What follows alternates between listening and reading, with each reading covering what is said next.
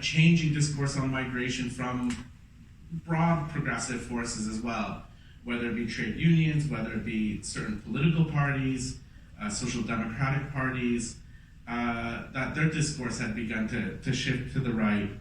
And so for me, the book was a project to analyze migration and the question of capitalism, right? And how migrant workers resist. How is migration shaped or shapes capitalism as a system? How is it as a result of imperialism? Because much of the discourse, unfortunately, both on the left and right, was this us and them, right? There's the other and then there's us. And the role in terms of thinking about those deep interconnections as a result of capitalism being a global system, right? That is impossible to think or even discuss the question of migration as simply as an us and them. There are no migrants and there are no us. We're all shaped by capitalism and imperialism as a global system. And so, and really also it was a reflection of the work at the Immigrant Workers Centre over the past 15 years, which is a place that I've been a community organizer, which seeks to organize migrants, immigrant workers for both workplace justice and migrant rights.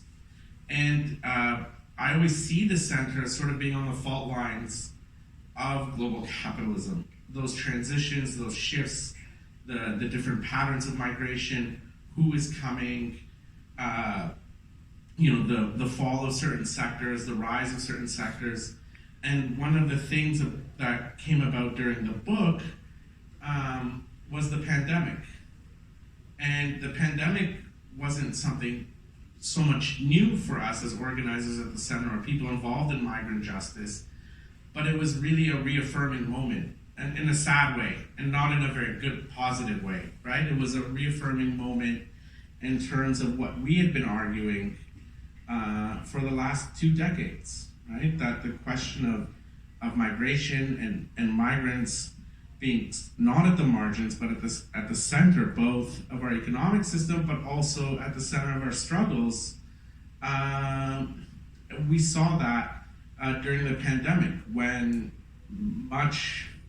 many people with white-collar jobs were non-racialized, were given stay-at-home orders, remained safe, while it was mostly racialized, the vast majority of racialized migrants, either those with permanent residence, those who are undocumented, temporary foreign workers, who actually didn't have that privilege.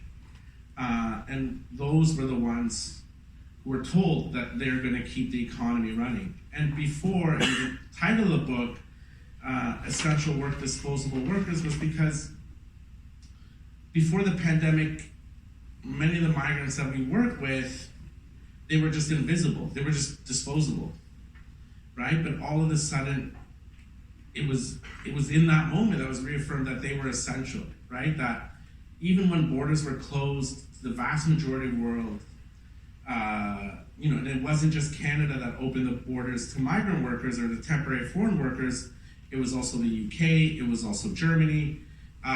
So it was clear that there had been a global system of labor migration that has been central to propping up global capitalism, right? And so the book is really to show that while they remained essential, or their labor remained essential, but also in that contradiction, what's really essential is that their disposability, right? That they're deportable at the whim, the way that borders racialize them and structure their labor mobility, their ability to organize, their ability to have a decent wage, and all of that is to cheapen their labor power.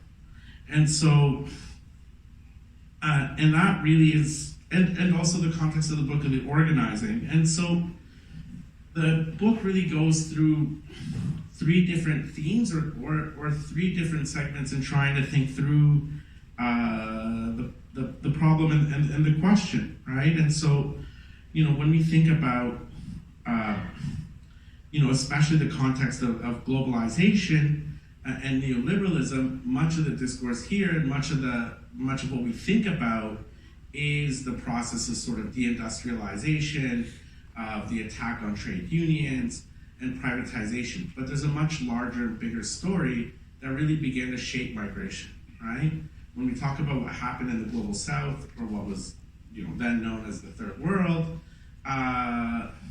much of that was a violent process, right? That globalization, in terms of integrating much of the global south, meant a drastic counter-revolution that sort of reshaped entire societies to integrate them into global capitalism, right?